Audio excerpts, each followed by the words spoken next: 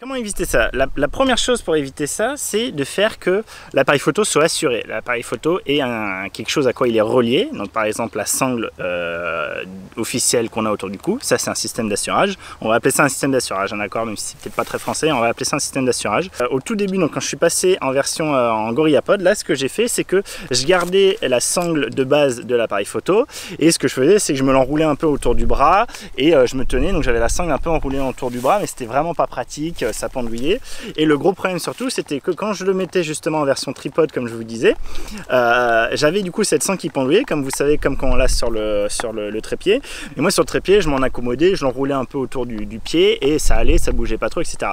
Là sur ça j'ai pas moyen de l'enrouler et c'est quand même beaucoup, ça c'est quand même moins stable qu'un trépied de base, c'est voilà, il y a plus de possibilités de bouger, et donc dès qu'il y a un peu de vent avec la sangle ça faisait glong glong glong glong, et donc ça m'embêtait parce que ça crée des vibrations, et par exemple pour faire des photos en pose longue de cascade, c'est baisé, du coup on a une vibration et tout est flou. Donc du coup suite à ça, je m'étais dit bon bah c'est pas terrible, on va passer sur ce que tout le monde passe. Si vous regardez les vidéos un peu des pros en photo, et beaucoup de monde passe sur ces systèmes de fixation. Alors je sais plus comment c'est les quick release, je crois que ça s'appelle les quick release, donc toujours de Peak Design.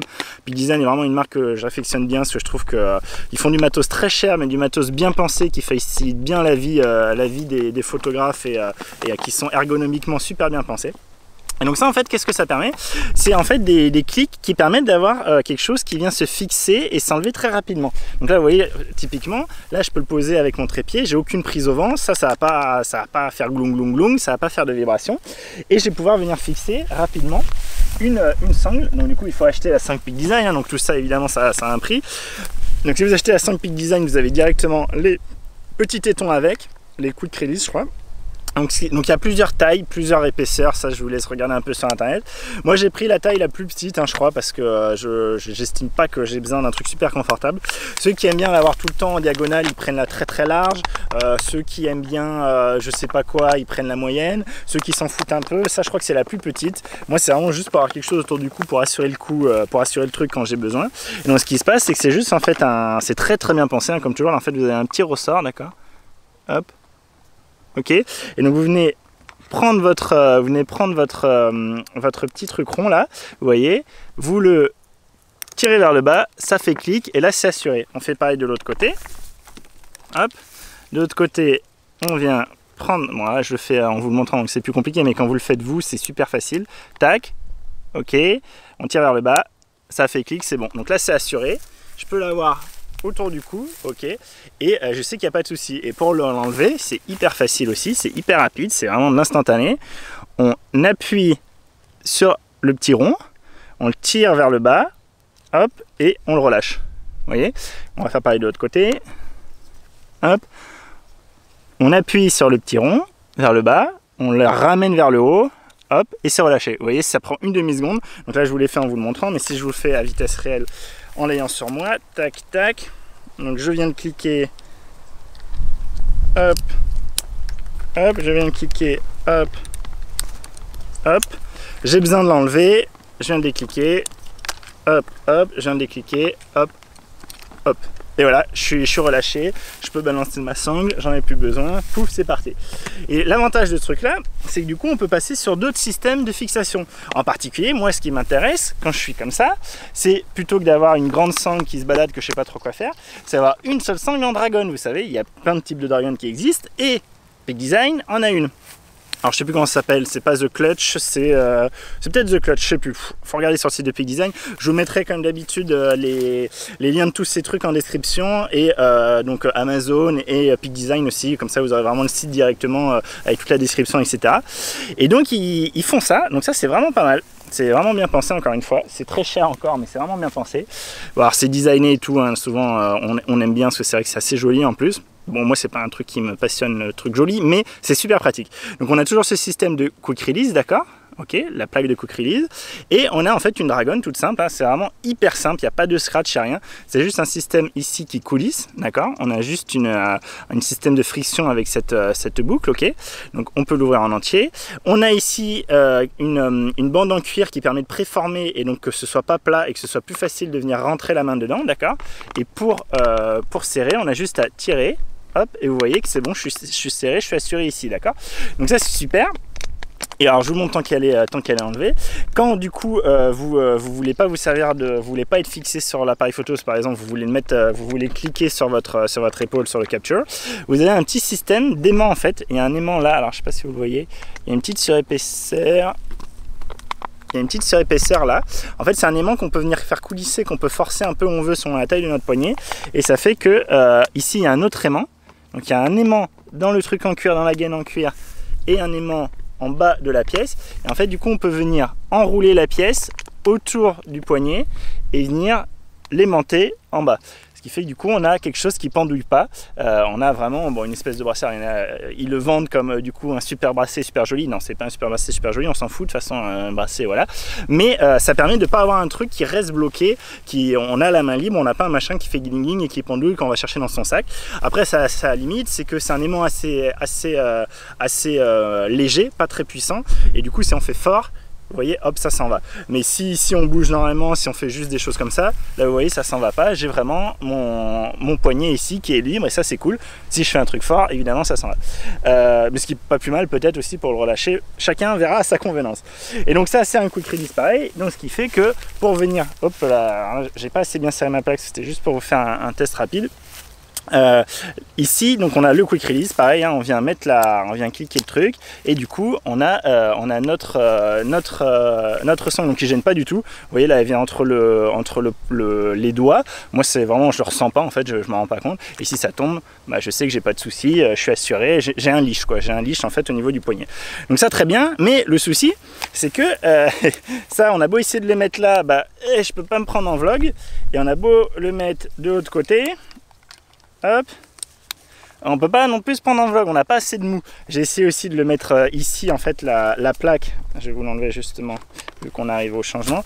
En fait les plaques là capture, que ce soit celle-là ou la nouvelle, vous voyez elles ont des petits trous là. Donc on peut aussi venir fixer ce système, ce petit bitonio. Donc on a vraiment 3 points d'attache du coup différents. Enfin là on en a 4 sur la plaque, mais du coup on a un point d'attache au niveau de la plaque plus nos 2 points d'attache de l'appareil photo, donc c'est cool.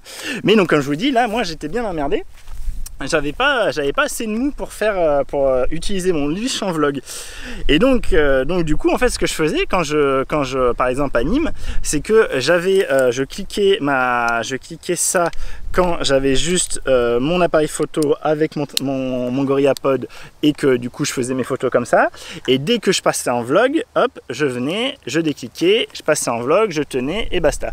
Et donc c'est justement dans une période où je venais de faire un vlog, où je regardais un truc, que malheureusement l'appareil photo est tombé, donc il n'était pas assuré, il n'avait pas de leash, il est tombé, il s'est pété et il est tombé dans l'eau.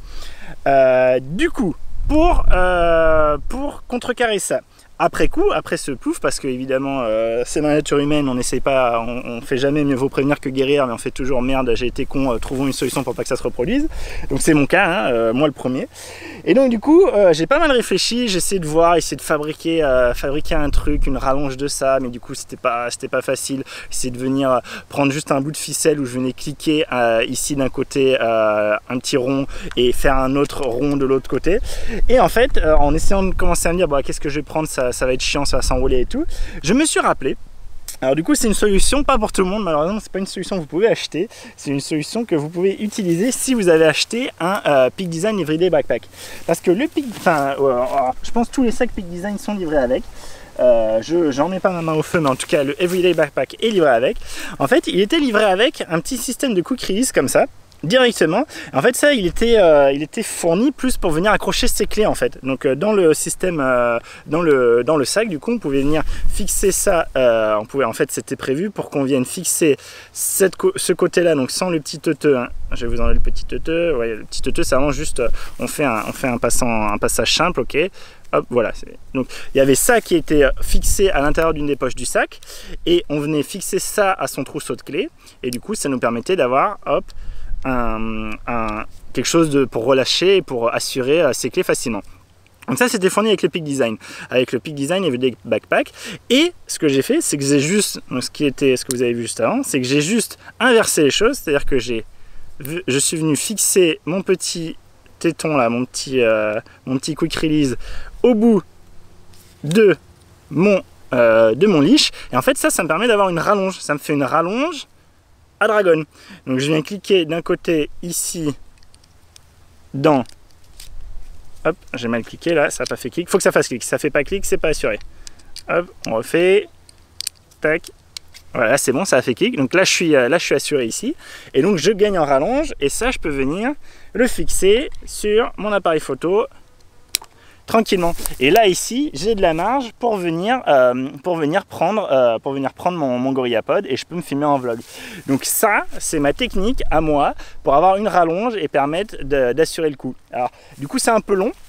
Du coup, je sais pas, on doit avoir peut-être 40 cm, un truc comme ça. C'est rare qu'on le fasse tomber là. Et même là, vous voyez, même quand j'ai la main en bas, je sais pas si vous voyez trop, je me recule encore.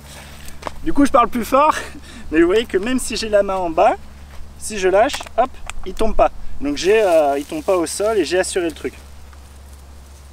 Oh le salaud, mon chien a bouffé ma bouteille d'eau pour boire. Ok, donc j'ai plus d'eau. Je vous montre que, du coup j'en profite, pour vous montrer que c'est très facile même d'enlever la... On a juste à tenir pour enlever la dragonne. On a juste à tenir ici la bague, hop, on tire de ce côté et voilà, le poignet est libéré. Et ça se fait également en 2 secondes. En tout cas, si vous achetez un sac Peak Design, vous aurez certainement ça et ça vous permet en achetant la dragonne d'avoir quelque chose d'assez long pour pouvoir, si vous vloguez, avoir quelque chose qui va bien. Si vous ne vloguez pas, vous en foutez, hein, vous n'avez pas besoin de ça. Mais je vous raconte mon expérience personnelle et comment j'en suis arrivé à faire tomber mon appareil photo et comment j'ai réussi à pallier au problème. Maintenant, ça y est, je suis dans la place. Mais donc ça quand même, donc ça me permet de me dire bah ok, avec mon système de fixation, ma plaque Arca Suisse, mon support Arca Suisse, bah même si ça glisse, j'ai une assurance. Mais moi quand même ça me va pas trop qu'en ayant serré comme un bourrin, au bout de 3 heures ça tombe tout seul, ça me va pas du tout, c'est vraiment, j'étais pas du tout content, bah, j'étais très blasé, hein, vous avez pu le voir dans la vidéo. Et du coup j'ai fait ok fuck, c'est fuck. J'avais pas mal déjà regardé des choses sur internet, j'avais pas mal lu des choses et clairement les pros, hein, les pros et 90% des gens qui font beaucoup de photos utilisent le système, vous savez, le système Manfrotto RC2.